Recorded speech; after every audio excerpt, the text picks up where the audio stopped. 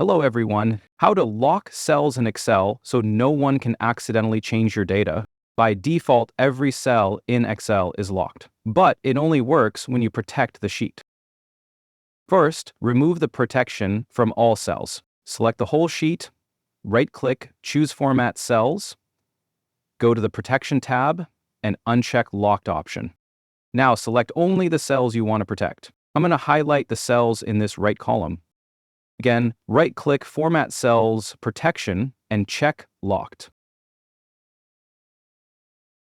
Next, go to the ribbon, click on Review, then Protect Sheet. You can add a password, but it's optional.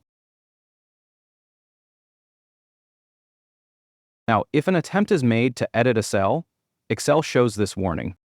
But unlock cells can still be changed. To restore the ability to edit cells, turn off the Protect Sheet option. And that's it. Thank you for watching. Please subscribe and see you next time.